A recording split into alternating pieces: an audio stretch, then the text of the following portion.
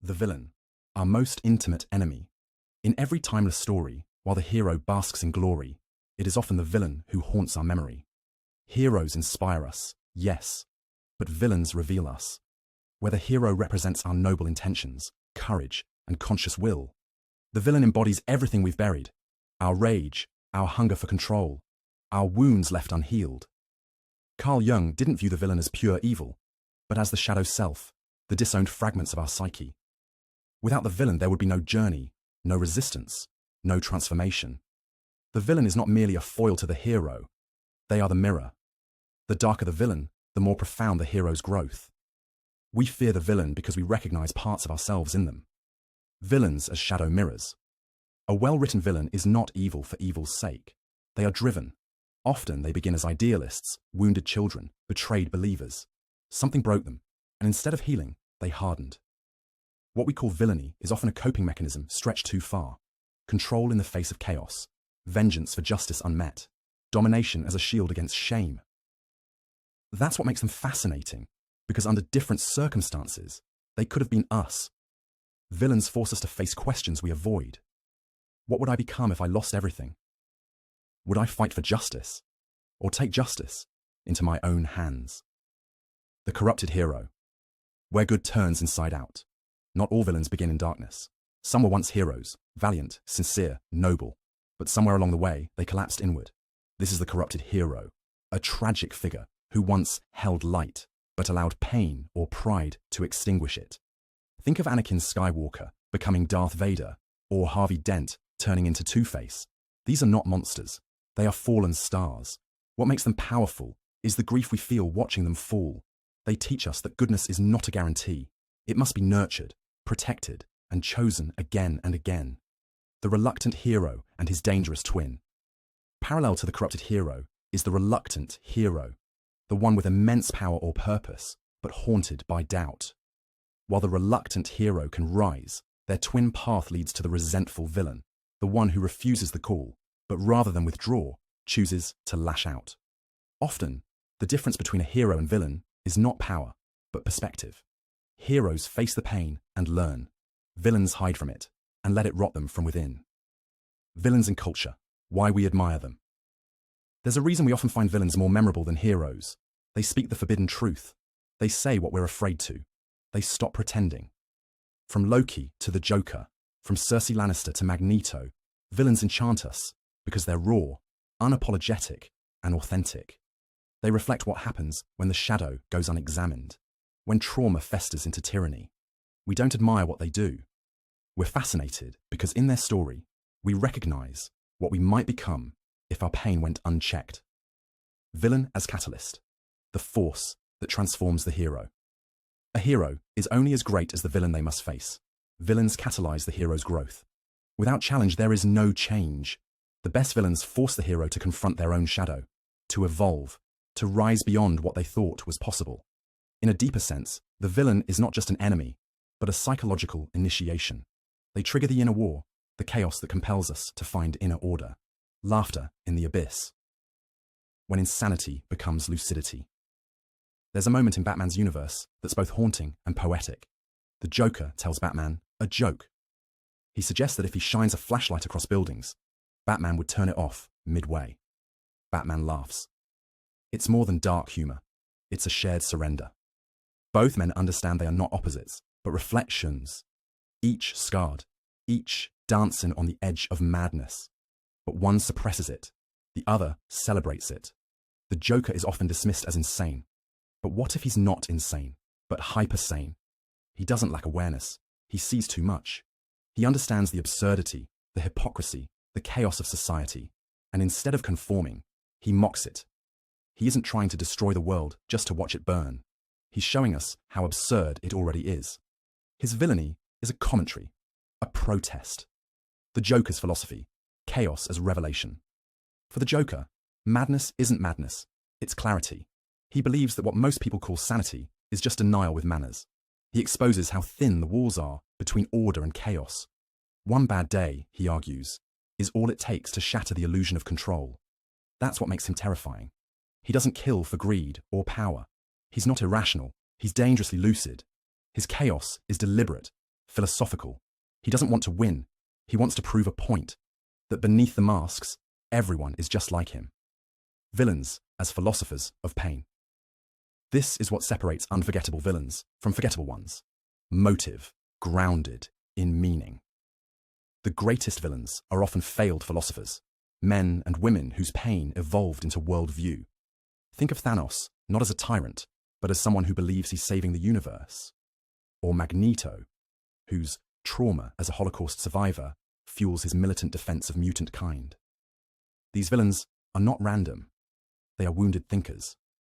Villains like these make us uncomfortable not because they're evil, but because sometimes they almost make sense. You either die a hero. There's a chilling truth in Harvey Dent's quote.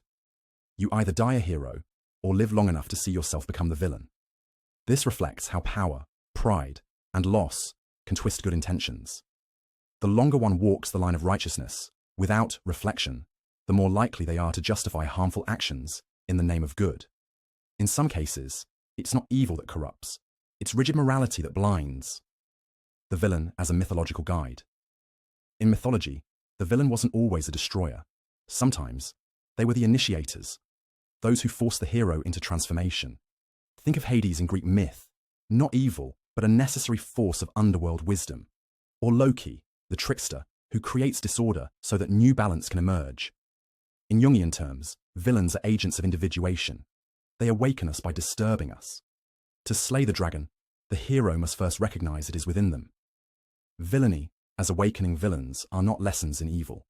They are invitations to awareness. They remind us of what happens when we deny pain, ignore shadow, or avoid truth. The Joker doesn't ask for admiration, he demands recognition. Magneto doesn't seek applause, he requires understanding. These characters, in their twisted wisdom, remind us, without darkness, light cannot define itself. The villain is not the end of the story, they are the fire through which the hero is forged. The birth of a tyrant. Power as an antidote to shame. Tyrants are not born, they are sculpted by shame. Long before they impose their will on others, they are children of rejection, often raised in environments where love was conditional and success the only ticket to acceptance. In such homes, emotions were dangerous, vulnerability punishable. The child learns early, to survive, I must dominate. By the time they rise to power, their inner world is already in ruins. What they crave is not control, it's protection from humiliation. Power becomes armor, and cruelty becomes preemptive defense. Jung believed that when the ego becomes inflated to protect against deep insecurity, the result is a dangerous imbalance. The tyrant is, paradoxically, not full of pride, but full of pain. Real-world tyrants, the mask of grandiosity. History offers grim reminders of this dynamic. Many of the world's most oppressive leaders, dictators, cult heads, even corporate tyrants, shared similar backstories: neglectful parenting, early trauma, environments where empathy was punished and fear was rewarded. Take Adolf Hitler, for example. His hunger for dominance was fed by a life of rejection, failure, and parental abuse. Or consider modern figures who weaponize charisma and narrative to mask fragile egos. These individuals do not simply love power. They need it to stay emotionally afloat. What makes tyrants terrifying is not their strength. It's their inner emptiness, disguised as invincibility. The false hero, when righteousness becomes fanaticism. Another variant of villainy is the moral extremist, the one who believes their cause is so just, any means are justified. These characters often begin as visionaries or revolutionaries, but somewhere along the line, righteousness curdles into self-righteousness, and their mission shifts from helping people to controlling them. They do not see themselves as villains, but as saviors, and because they believe they are morally superior, they become blind to their own destruction. They sacrifice lives, truth, even love, in the name of purity.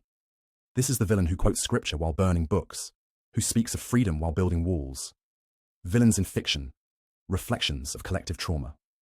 Fictional tyrants like Lord Voldemort, President Snow, or Light Yagami reflect our cultural fears around power and a moral absolutism. Voldemort, once a wounded orphan, cannot bear the idea of death, not because he loves life, but because death reminds him of his fragility. So he conquers, splits his soul, and becomes the very shadow he feared. Light Yagami, in Death Note, begins with a genuine desire for justice. But as the power to kill corrupts him, he no longer seeks fairness, only control. His belief in his own moral superiority renders him blind to his dissent. Through such characters, fiction helps us explore. At what point does justice become tyranny? Control as a trauma response. Psychologically, the tyrant is an archetype of control as compensation. In trauma psychology, those who grow up in unstable environments often become hyper-controlling as adults, not because they want power, but because unpredictability triggers old wounds. The villain's rigidity is a symptom of a deeper disorder, unhealed chaos, and so they micromanage, manipulate, and enforce, not for evil, but for emotional survival. And this is why villainy is so relatable, because even in its most extreme forms, it emerges from very human roots. The victim villain. When hurt becomes identity. Some villains don't begin with power or ideology, they begin with pain. This is the victim villain, the person so deeply wounded that their entire identity becomes wrapped in what was done to them. They were betrayed, abandoned, or abused. But rather than healing, they built their personality around never being hurt again. Their weapon is not violence, but emotional manipulation. They distort the past, justify cruelty as self-defense, and rewrite narratives to ensure they are always the wronged one. In psychology, this pattern echoes narcissistic victimhood, a syndrome where the person weaponizes their pain to extract sympathy, control others, or avoid accountability. The danger here is not that they are wounded, it's that they refuse to transform that wound. Case study: Syndrome from The Incredibles. Syndrome, the villain in The Incredibles, offers a compelling version of the victim villain. As a child, he idolized Mr. Incredible and wanted to be his sidekick. But when dismissed and humiliated, he made a vow, not just to rise on his own, but to destroy all who made him feel small. His entire villainy is a response to rejection, and that rejection calcified into resentment, which then evolved into obsession. Syndrome doesn't simply want to succeed.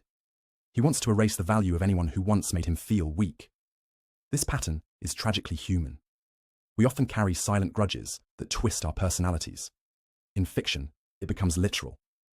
In life, it's psychological erosion. The avenging sage, wisdom turned vengeful. Another archetype is the avenging sage, the elder, scholar, or former teacher who once stood for enlightenment but has since turned toward darkness. These villains begin with wisdom, often possessing great knowledge of the world, history, or magic. But something broke them. Betrayal by a student, loss of a loved one, or witnessing the failure of their ideals. Their villainy is often slow burning.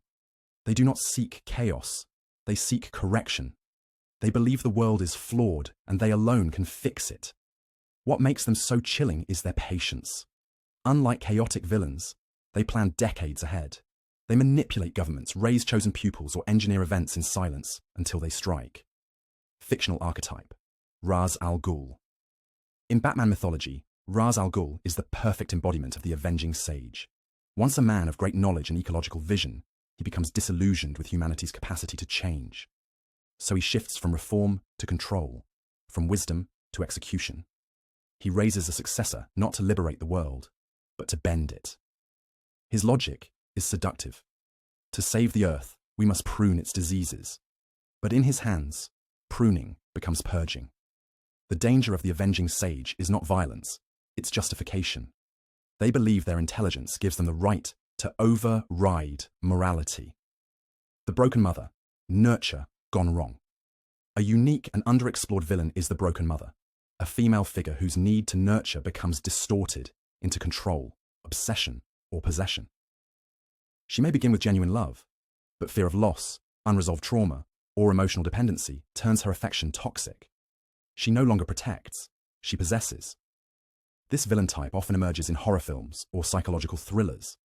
She isolates her children, sabotages their independence, or turns on outsiders who threaten her imagined family. Think of Mother Gothel in Tangled, or Margaret White in Carrie. These characters embody the dark side of the caregiver archetype, where love becomes a leash. Psychology of the possessive parent. Developmental psychology warns that over-attachment can stunt emotional growth. When a parent uses a child to fulfill their unmet emotional needs, boundaries collapse. The child becomes a proxy, a symbolic extension of the parent's identity. In villainy, this dynamic is pushed to the extreme. The broken mother does not see her child as separate, but as hers to mold, control, and confine. And when the child resists, love quickly morphs into punishment. Why we fear. These archetypes, the victim villain, the avenging sage, and the broken mother, terrify us not because they are strange, but because they are familiar. They are our mentors, our caregivers, our past selves, twisted slightly. They remind us that trauma, left unhealed, becomes ideology, that love without boundaries becomes control, and that wisdom without compassion becomes tyranny. These villains are not monsters, they are possibilities, and that's what makes them so haunting. The idealist gone rogue. When dreams corrupt, among the most dangerous villains is not the brute or the manipulator, but the idealist gone rogue. This is the one who truly believed in a better world, who spoke of justice, equality, freedom, but over time, their love for the dream twisted into obsession with control. The tragedy of this archetype lies in their sincerity. They were once genuine, passionate, filled with light. But when reality failed them, or when they felt betrayed by the very world they sought to save, their idealism turned dogmatic. They stopped asking, "How can I help?" and started declaring, "Only I can fix this." Real-world echoes, the dangers of utopian thinking. In history, some of the most catastrophic movements were born from utopian thinking. Whether in political revolutions or ideological regimes, idealists who refused to compromise often became oppressors in the name of liberation.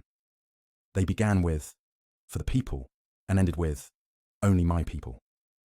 This villain archetype shows how good intentions, when married to pride and unprocessed trauma, can become totalitarian. In their mind, they're not destroying, they're purifying. The lesson? Without humility and feedback, idealism becomes fanaticism. The shadow lover, when intimacy becomes invasion. In fiction and real life, one of the most overlooked villain types is the shadow lover, a partner who enters intimacy not to connect, but to control, reshape, or destroy. They are not violent at first.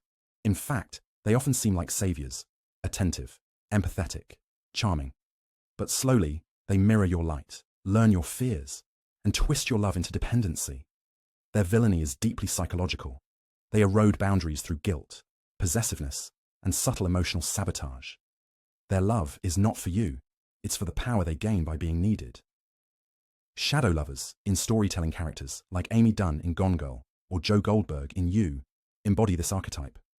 They romanticize obsession, justify manipulation as love, and weaponize affection to maintain control. The shadow lover doesn't just want to be loved, they want to be worshipped. And when that devotion fades, their mask cracks. This villain terrifies us because it hides behind intimacy, not violence. Because love, when twisted, becomes the most effective leash. The silent antagonist, villains who never speak. Sometimes, the most terrifying villain is the one who says nothing at all.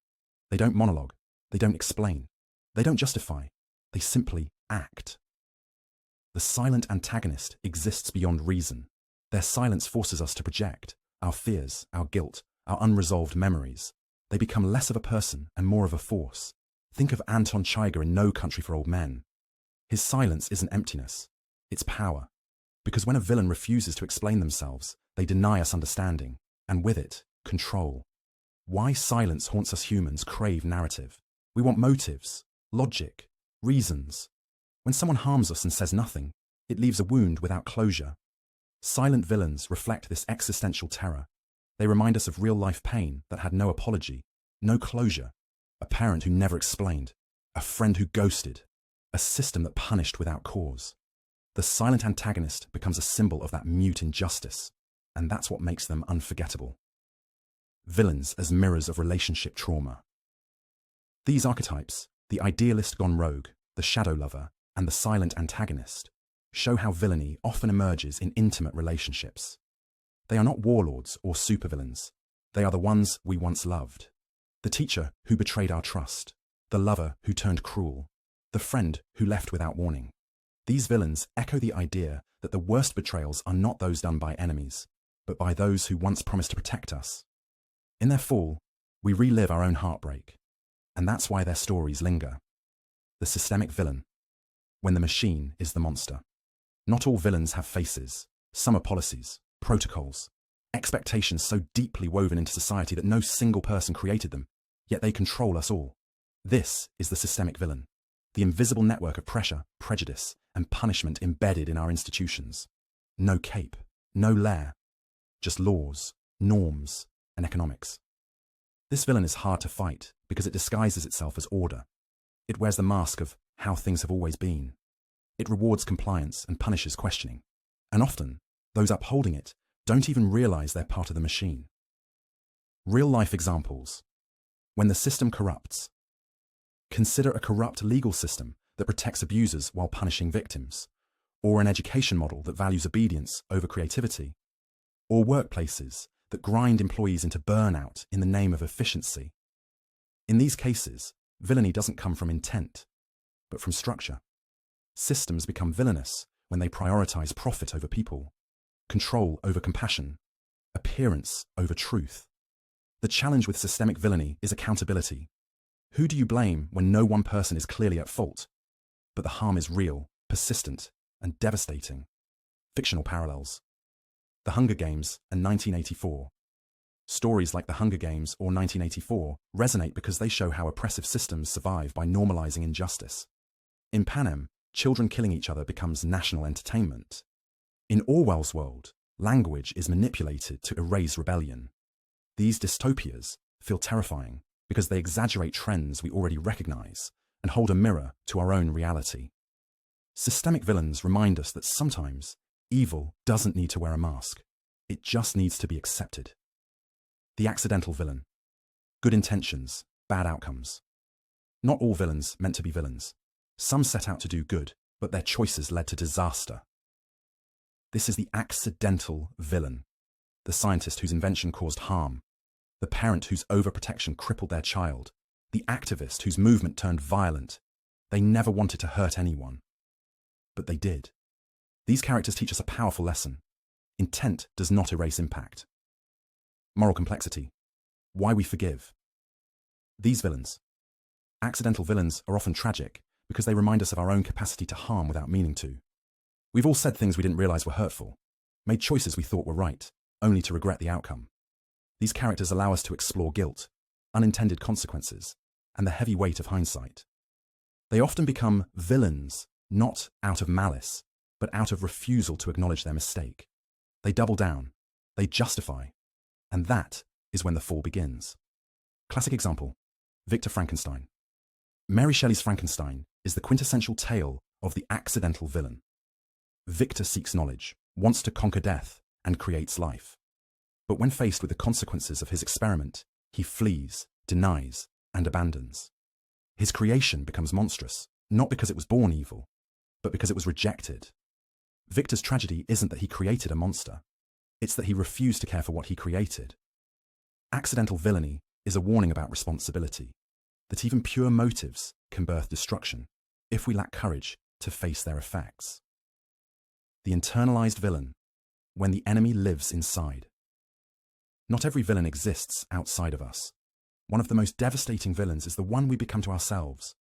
This is the internalized villain, the voice in your head that says, "You're not enough, you'll never change, you deserve this pain."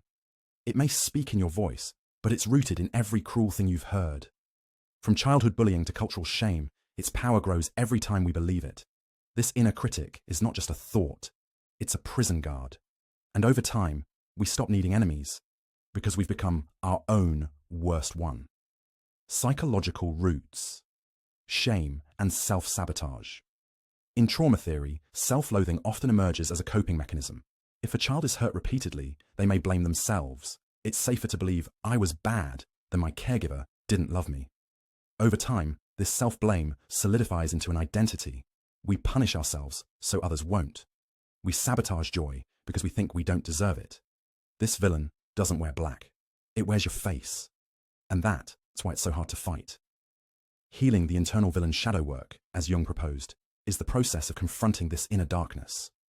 Not to destroy it, but to redeem it. We must ask, when did I first believe I was unworthy? Whose voice does that judgment sound like? What would it feel like to speak to myself with compassion? The internalized villain loses power when it is seen. When the light of awareness enters, shame cannot survive. This is not an overnight battle, but it is a noble one. Because reclaiming your inner voice is the most heroic act of the cultural villain. When society creates monsters. Some villains are not born out of trauma, but out of culture. They are reflections of collective values, shadows of societal contradictions. These are the cultural villains, characters shaped by what their environment celebrates, ignores, or suppresses. In these cases, villainy isn't an accident, it's a product. Think of the ruthless CEO raised in a culture that prizes profit over ethics, or the warlord praised for patriotism while committing atrocities. These villains were taught, rewarded, and applauded until someone called them evil. But who truly made them? Villains, who mirror us. Cultural villains frighten us because they reflect the ugly parts of ourselves we refuse to name. They follow the rules, climb the ladder, achieve success, and then use it to hurt others. But did they break the system, or perfectly embody it? In shows like Succession, characters like Logan Roy aren't just individuals, they're personifications of generational power, capitalist decay, and emotional starvation. We hate them, but we also understand the forces that built them. Cultural villainy asks us not just, why did they do it? But, why do we reward people like them until it's too late? The rebel villain. When resistance becomes revenge. There's a fine line between revolution and revenge. Some villains begin as underdogs, speaking truth to power. But over time, their goal shifts, not to free others, but to inflict pain on their former oppressors. These are the rebel villains, the freedom fighters turned tyrants, the radicals who lose themselves in their own anger. Initially, they might inspire. They challenge corruption, unveil hypocrisy, call out injustice. But the longer they fight, the more their identity fuses with the enemy they hate. They start wanting change. They end up wanting blood. Case study, Killmonger from Black Panther. Killmonger is one of the most iconic modern rebel villains. He grows up witnessing systemic racism, abandonment, and death. His rage is righteous, his pain is real, but his method becomes indistinguishable from the oppressors he swears to fight. He wants to burn the world, not rebuild it. His tragedy is that he was right, but wrong in how he acted. These villains challenge us. Can we hold space for someone's truth without condoning their methods? Can pain explain, but not excuse? The redeemed villain. When the shadow turns. Not all villains stay villains. Some characters go through such deep transformation that they shift from destroyers to protectors. These are the redeemed villains, individuals who confront their shame, admit harm, and choose a different path. Their redemption is not cheap. It comes at a cost. They must face the wreckage they caused, the people they lost, and the version of themselves they despise. But in doing so, they show us something profound. Change is possible, even in the darkest soul. Archetype example, Prince Zuko in Avatar, The Last Airbender. Zuko begins as a banished prince desperate for his father's approval. He hunts the Avatar, believes in war, and upholds a brutal regime. But over time, he questions, he learns, he fails. He begins listening to his conscience, even when it cost him everything. His arc isn't a straight line. It's messy, painful, honest. And when he finally joins the heroes, it's not a switch, it's a journey. Zuko's story reminds us that redemption isn't forgiveness from others. It's the courage to become someone worth forgiving. What makes redemption real? True redemption demands acknowledging the full impact of one's actions, choosing to act differently, even when no one is watching, accepting that not everyone will forgive you, and doing the work anyway. What makes the redeemed villains so compelling is that they fight their own shadow, and in doing so, they become the bridge between villain and hero. The myth of irredeemability. Modern culture often promotes a binary. You're good or bad, hero or villain, cancelled or celebrated. But real psychology knows better. Human beings are layered, changing, contradictory. The villain you were 5 years ago might be a version of yourself that no longer fits, but still haunts you. The path forward isn't perfection, it's integration. It's choosing each day to respond to pain with awareness, not projection. Why we love. Villains, the forbidden mirror. Let's be honest, sometimes the villain is just more interesting. They're unpredictable, intense, layered. They say what we're afraid to. They do what we secretly wish we could. Speak the unspeakable, break the rules, burn the script. Why do we love them? Because villains touch the part of us that has been silenced. the anger we swallowed, the pride we buried, the messiness we cleaned up too quickly. Villains are fantasies of unfiltered existence, and in their chaos, we find strange clarity. The villain as the shadow we deny. In Jungian psychology, the shadow is the repressed part of our psyche. Everything we've been taught is bad, shameful, or unacceptable. It includes aggression, envy, lust, selfishness, rage, but also power, assertiveness, and wild creativity. Most of us learn to suppress it, to appear good. But the shadow doesn't disappear. It waits. And in fiction, it returns as the villain. We project our forbidden traits onto characters we're allowed to judge and secretly admire. That's why villains are magnetic. They are our honesty without apology. The villain. We needed to be some people become heroes out of circumstance. Others become villains out of necessity. In abusive homes or violent environments, being good can be dangerous. To survive, we sometimes need to shut down empathy, adopt manipulation, or embrace control. In those cases, the villain traits weren't evil. They were adaptive. But what kept us alive then can hurt us later. Many of us carry a villain story we never got to finish, a defense we never learned to lay down. That's why redemption arcs matter, not just in fiction, but in life. They teach us that we can rewrite even our worst chapters, when the hero and villain become one. The most powerful characters, and people, are those who integrate both the light and the dark. They are neither angel nor monster. They are aware of their shadow, but not ruled by it. They can channel their rage without becoming cruel. They can face conflict without losing compassion. In storytelling, this is the anti-hero or the wounded healer. In psychology, it's called integration. It's the realization that your darkness is not your enemy. It's your teacher. Carl Jung and the shadow work. Jung believed that the path to wholeness requires not just embracing the light, but confronting the dark. He wrote, "One does not become enlightened by imagining figures of light, but by making the darkness conscious." Shadow work means asking, what parts of myself have I hidden? Who do I secretly judge?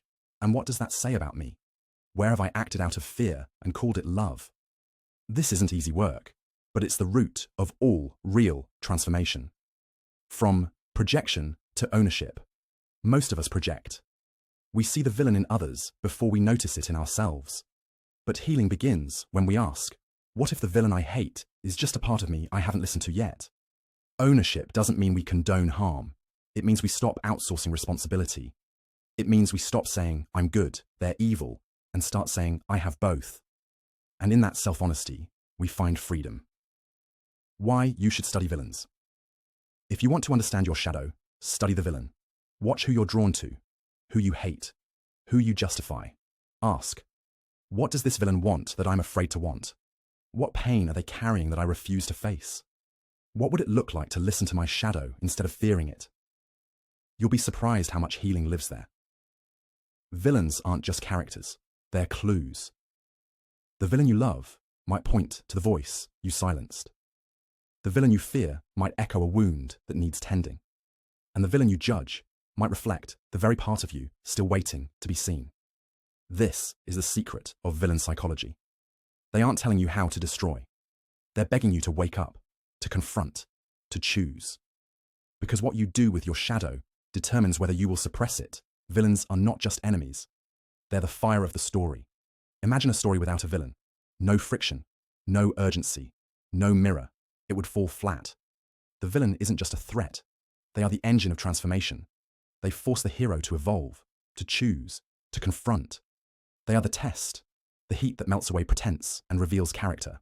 Without the villain, there is no real story, only comfort. And comfort never changes us. The villain is the unanswered question. Every villain asks, what do you really believe in? How far will you go to protect it? Are you as good as you think you are? These aren't questions for the hero alone, they're for us. When we watch a villain's scheme, rage, or suffer, we're forced to ask, what would I do if I were them? And the answer isn't always flattering.